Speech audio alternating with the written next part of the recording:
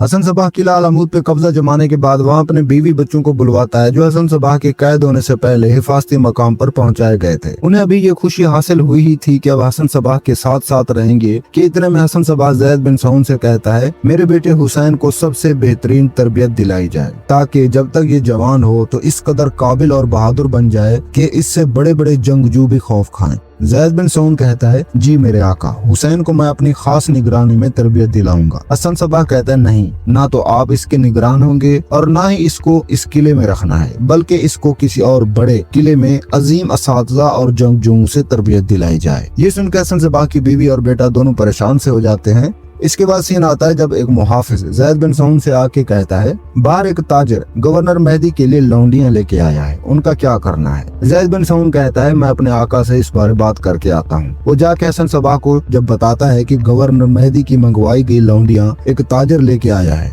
उनको वापस भिजवा दूं या आप उन्हें देखना पसंद फरमाएंगे। हसन सबाह कहता है नहीं, ना तो उन्हें वापस भेजो और ना ही उन्हें मेरे पास लाओ, बल्कि उनमें से जो सबसे हसीन हो उन्हें रख लो और अच्छी से अच्छी रिहाइश और आसाइश मुहैया करो। वक्त आने पर उनकी जरूरत पड़ेगी क्योंकि मुझे वो औरतें पसंद हैं जो खूबसूरती को जन्म दें। इसके बाद सीन आता है जब नाज और नूरहान इसी किला अलामूद के खुफिया कमरे में आराम से बैठी होती हैं। उनकी बातों से ये वाज़ेह होता है कि जहाँ नूरहान लौंडी बनने से खौफजदा है, वहीं नाज लौंडी बनने में बहुत खुश है क्योंकि उसको एक अमीर शहजादा मिलने वाला है, जबकि नूरहान इसके बिल्कुल बरअक्स और हकीकी सोच रखती है कि किसी गरीब की बीवी बनना किसी शहजादे की लौंडी बनने से 1000 गुना बेहतर है। इसके बाद सीन आता है जब हसन सबाह की बीवी हुसैन के बारे बात कर रही होती है। वो हसन सबाह से कहती है आपने उसे हमसे दूर क्यों कर दिया। हसन सबाह जवाब देता है उसे दूर भेजना मेरी ख्वाहिश नहीं थी, बल्कि वो एक जिद्दी लड़का है। वो यहाँ रहकर आपका प्यार देख देख कर वो न बन पाता जो मैं उसे बनाना चाहता हूँ। मैं चाहता हूँ वो कल को एक बहादुर बन के सामने आए। अपनी औलाद से मोहब्बत करने का मतलब ये नहीं है कि औलाद को खुला छोड़ दिया जाए।